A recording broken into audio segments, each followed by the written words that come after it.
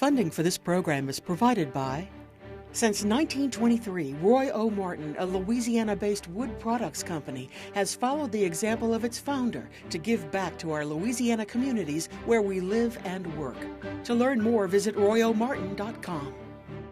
And by Louisiana Healthcare Connections is improving the health of our communities one person at a time.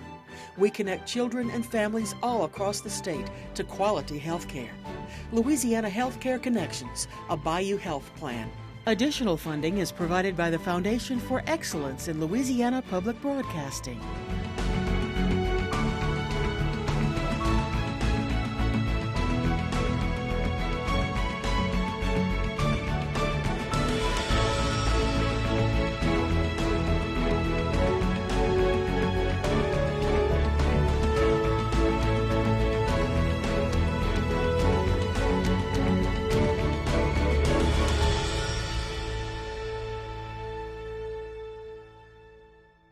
Rolland Golden was born in New Orleans, the eldest of two sons. He served 4 years in the U.S. Navy during the Korean War, and while home on leave, met Stella Dusan, whose family lived across the street from his parents. I liked his character. I liked the person he was. And I would think that's the kind of man I want to marry, you know.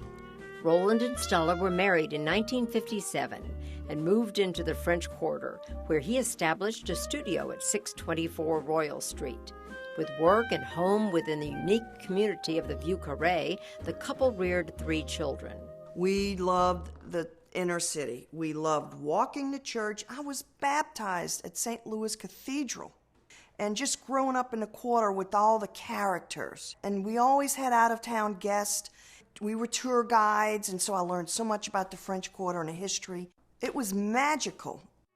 He studied, of course, for a number of years with a wonderful artist, John McCready, who lived in the French Quarter, had an art school there for a number of years, and Rolland was one of his outstanding students and protégés.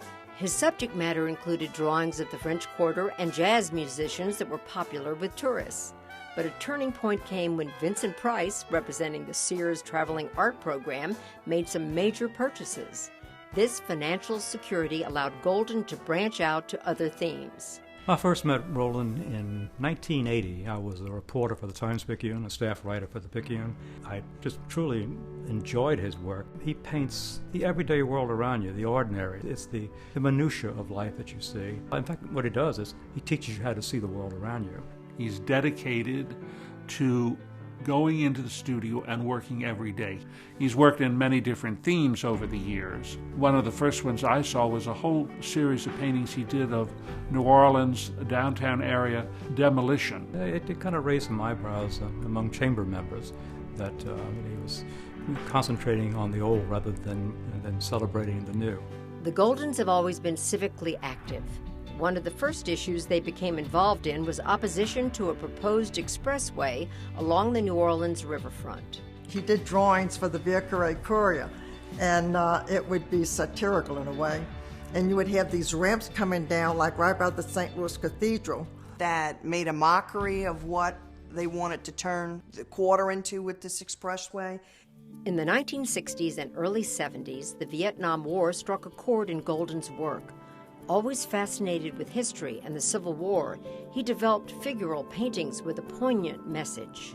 Unlike any other Civil War statue or monument to Confederate soldiers or Union soldiers or battle scenes that you've ever seen, but there were statues across battlefields with blood dripping from the arms or from the bayonets to make it really real to today's audience. That war is really about people and blood, and this came through very strongly in that series.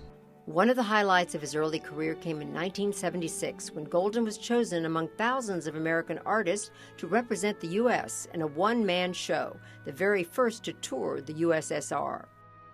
As Rolland's work reached a wider audience, the Goldens began traveling regularly to New York and the East Coast, summering at Cape Cod, and making trips to Paris and the south of France. In each locale, Rolland brought a passion for his work, expressed in landscapes and abstract interpretations that incorporated elements of surrealism. The Goldens moved from New Orleans to Folsom, Louisiana, north of Lake Pontchartrain. It was here that they rode out Hurricane Katrina. The devastation of his beloved city became the focus of a powerfully emotional series of paintings. I think those paintings serve for him as a way of working his own personal trauma out of his inner self and onto the canvas. Throughout his career, Rolland and Stella have worked as a team. An artist really doesn't have time to create the work and then promote it and publicize it himself.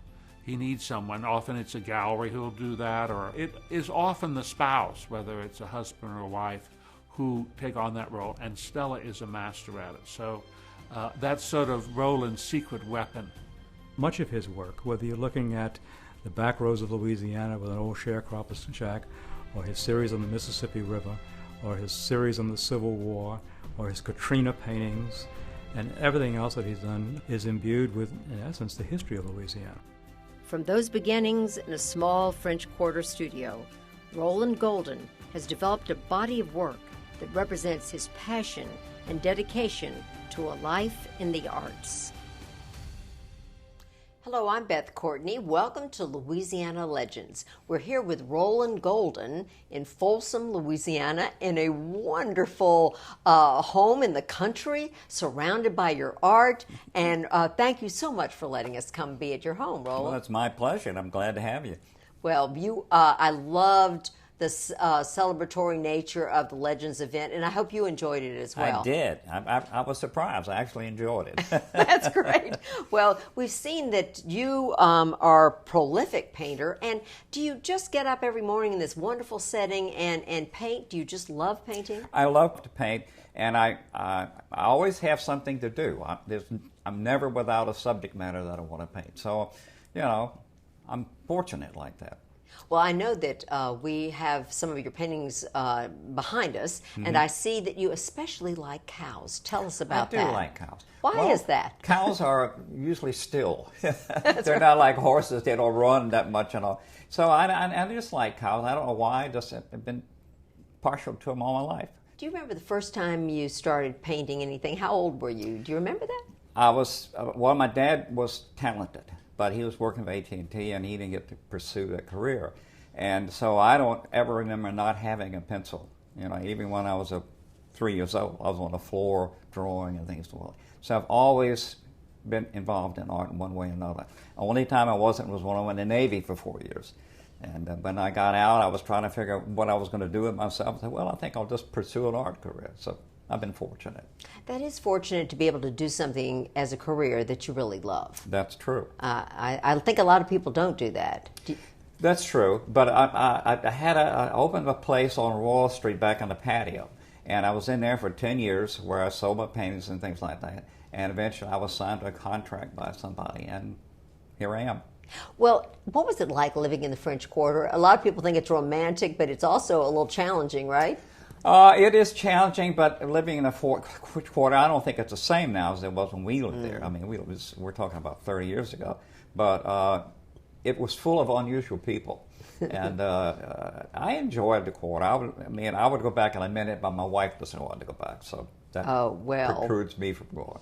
And your wife is a wonderful marketer. Your whole family's been involved in your career. Yes, they are. Yes, Lucille was involved, and she will probably carry on when I'm gone. So.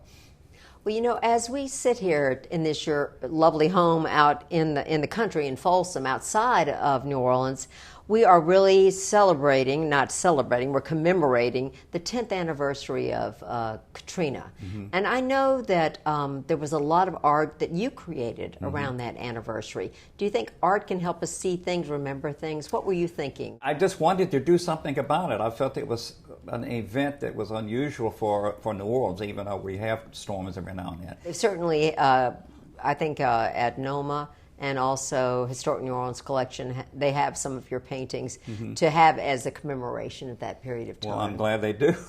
Yes. I think it's nice to have that recognition as being a legend at this point in time. But early on, was there a question about whether you could make a living being an artist? Well, I went in the Navy when I was 19 years old, and I was in the Navy 4 years, and when I got out, of course, I was 23, and I was trying to figure out what I was going to do in my life. And I had met Stella, and finally I decided I would go to John McCrae Art School. So I went to John McCrae's for 2 years, and when I got out, I said, well, I better try to make a living if I'm going to do this.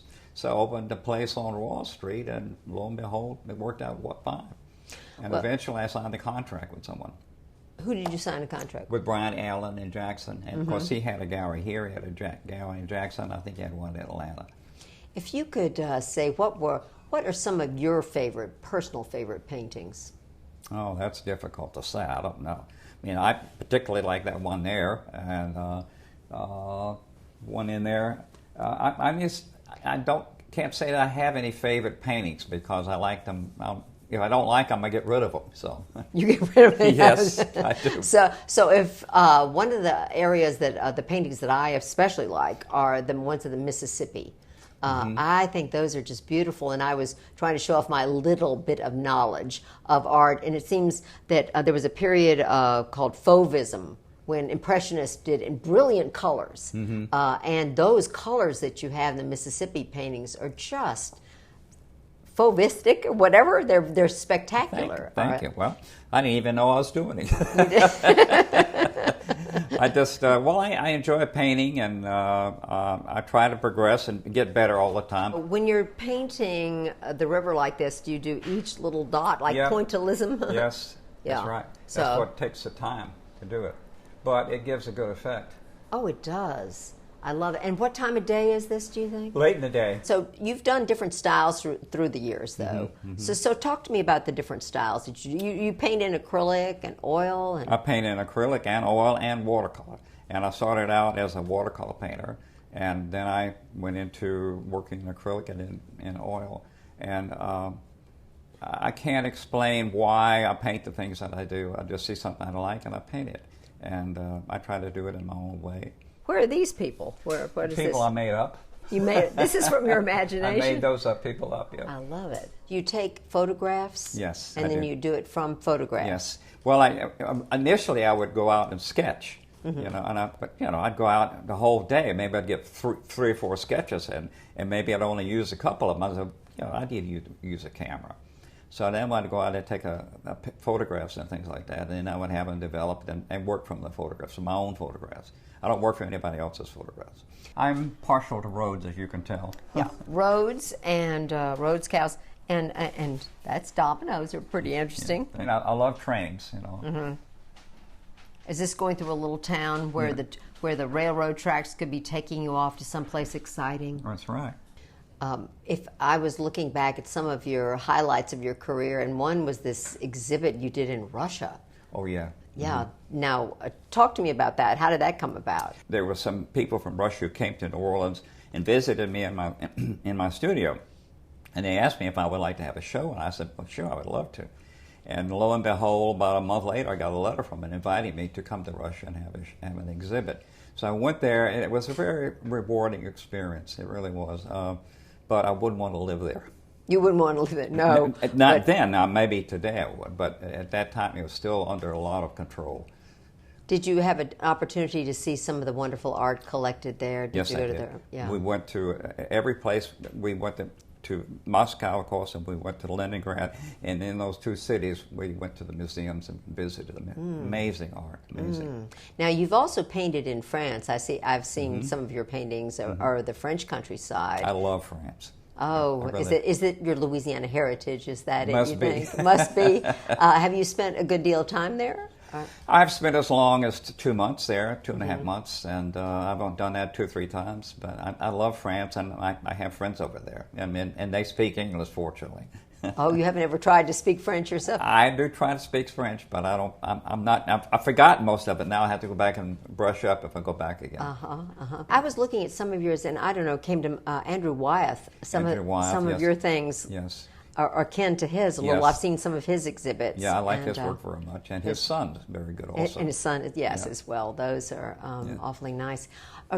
Is there a place you would like to go to paint that you haven't been, or take some pictures of, or are you now enjoying capturing the Louisiana landscape? Well, I enjoy capturing the Louisiana landscapes, but I would like to go back to Europe again. I mean, I really enjoyed going there. And one of the things that we've looked at is art is an important part of learning in school now, and it seems like they're always cutting out programs for artists. Or anything. I know. If you wish that maybe art would be more involved in our education system. Well, I think it should be more involved. I think if somebody wants to study art, they should be able to do that. And I was fortunate in that I had a father who was very talented, and so I picked up my talent from him. There's a whole series. There's sort of a anti-war feel to them. And I understand you're a Civil War buff. Yes. Tell me about that. I don't know why. I just am a Civil War buff, and I enjoy studying the Civil War and painting about it also. And I've done a couple of shows that were all around the Civil War. So I don't know why. I just am. Have you traveled to battlefields? Yes, I've traveled to the battlefields. I've been to most of the battlefields where the Civil War was fought. What do you think about this destroying Civil War monuments? I don't think they should. I think they're part of our history, and I don't think they should destroy the monument. Why should they destroy them? They were put there for a reason. Or some artist created something, yes, too. That's right. So I don't know what New Orleans is going to do, but it has a lot of Civil War memorabilia in it. I hope they don't get rid of it. Looking back over your history, it was interesting to me that Vincent Price collected your paintings. Did you meet him? Yes, I did. He was very nice to me. Was he frightening? No. No. I don't know. I wasn't afraid of him. He came back into my shop and liked my work and all, and we talked for a good while. And he came back 2 or 3 times. Do you know some of your collectors? Do you keep in touch with them a lot or not? Not too much. No. If I do, it's through painting, really, basically. Right. But I mean, I'm so busy all the time. Really, I'm busy painting.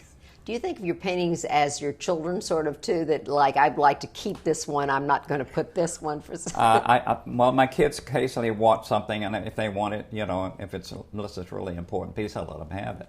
But my children, I give them paintings, and they enjoy them. But your paintings themselves are sort of like your favorite children as well. And so maybe you would say, I don't want to sell this painting. That's right. Have you thought about that? Yes, I have. I have paintings that I don't want to sell. And there are a couple in here I don't want to sell, but I'm probably going to be forced to make a living, because that's how I make my money, selling the paintings. Absolutely. Well, I especially like, as I said, the outdoor scenes, but there's some rural scenes in other parts of the country as well. Well, I've been up to New England quite a bit, and I've been to Virginia. I love Virginia, and of course all around this area. And so I don't try to just do Louisiana scenes. I try to do whatever appeals to me. If you look at something and you see it, do you see structure in it first before you see color? Well, first of all, I don't pick anything that's too complicated, because it usually doesn't work out.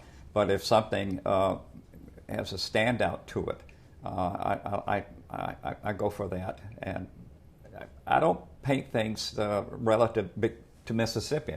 They're in Mississippi, and that's why I do them. Is it hard to get light? I always see it's difficult to get light reflected, or clouds, or water, or what's particularly difficult as you're painting? Well, oddly enough, I don't have any trouble with light, because I just create the light myself. So if there's something, like I've done things that are, like in that one, it's in the evening, and I've done things that are in the middle of the day, and I always think of the light before I do them. So I try to accomplish that. So, and one of these large paintings, like the one behind us of the cows, how long would that take you to paint? Probably a couple of weeks. Wow, that's pretty fast. Well, if you paint every day, and you can get a lot done. Oh, nice. Oh, I love that. Thank you. Well, it's just beginning. I do drawings first, because I went to John McCrae Art School in the French Quarter. And I went there for 2 years, and the things he taught me are still with me. And he always taught drawing before you do a painting, and that's what I do. Well, I think that's a good instruction for somebody starting out, because I have an awful lot of friends who they retired and now they're trying to paint. And they'd never done it before, and they're trying to look at something new. Do you have people that, have you encountered that? Other people late in life trying to pick up art? Well, when I was in art school, there were people there who had never painted or anything in their life. and they were trying to learn how to paint. I think within us there's the desire to create. Yes. In some form. And I think it's necessary to have some talent, to do that. And so you can't just do it without having any talent. But it's surprising how many people have talent in art. It is. Well, you certainly have become more and more famous recently. Thank you. And how's that fame? Has it changed? Well, maybe your prices go up. Well, I have raised my prices some, but I haven't tried to raise them. I mean, I'm interested in selling the paintings, not in keeping them. And so I raised the prices some, but if I don't put them out of people's reach, I don't think. I mean, the average person. And there's not much point in that. I want to keep painting, and so the more I do, the more I can sell. Do you see people wanting prints now of things rather than the original? Yes. Well, a lot of people can't afford original. And so Right. I have some prints made, and there were some in We'll look here. at some. And people buy the prints. Yes, they do. And those are reasonable. So if you're Yes. if you're beginning to collect art, you might say, "I'll get a print of something." Well, before I think the most expensive print I have is $500. So others are $300, and I will print usually 250 of an image. And as I get down toward the end, I'll raise the price a little bit. Right. Is there a group of Louisiana artists that get together? Are you in it, or when you were in the French Quarter, did you all gather together? Sometimes at the Bourbon House we would, but generally artists, I think, tend to be by themselves. And I don't know, maybe if there are artists who gather and get together, but I never did much like that. I was too busy. Well, have you passed on, you have 3 children, have you passed on any of your talent? They're all talented, but none of them want to do art, which is disappointing to me. I was hoping they would want to. Well, but they don't want to. Maybe the next generation. You don't know. I don't know. Well, talk to me about the night that we had the celebration at the old state capitol. Was it fun meeting some of the other legends? It was, yes. And I was surprised how many people that were there who were legends. I really was. And I enjoyed it. I wasn't nervous at all. I enjoyed it very much. It was fun.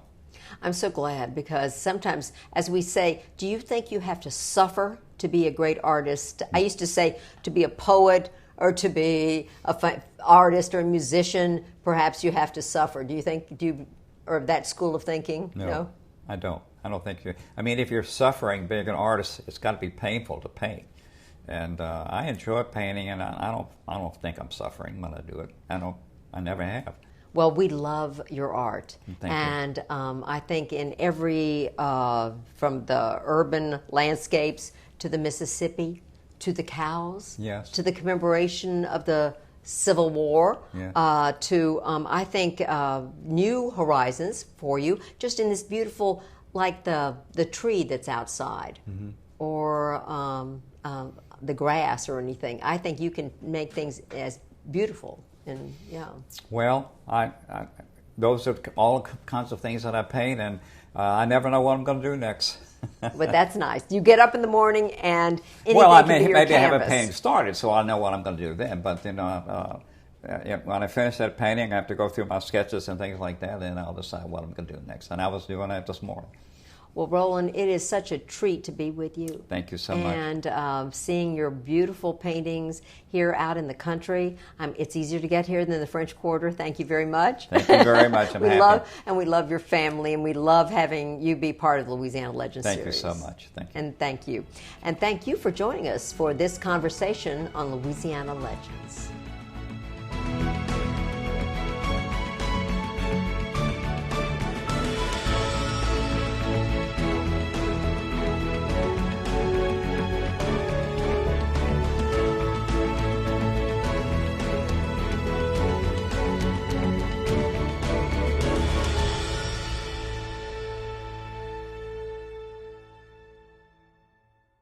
Funding for this program is provided by Cheniere Energy. We value the role we play in communities where we operate and live, and have provided over $1 million to worthy causes in the past year. Cheniere Energy looks forward to continuing our relationships with our neighbors in Southwest Louisiana. And by The Louisiana Lottery proudly honors LPB's 2015 Louisiana Legends with over $3 billion in proceeds benefiting K-12 public education. The lottery celebrates all the ways we give Louisiana a reason to smile. Calvin Braxton, Natchitoches Ford Lincoln, serving the community for over 20 years and proud to be one of the premier dealerships in central Louisiana, is also pleased to underwrite Louisiana Legends and Louisiana Public Broadcasting. For a copy of this program, call 1-800-973-7246 or go online to www.lpb.org.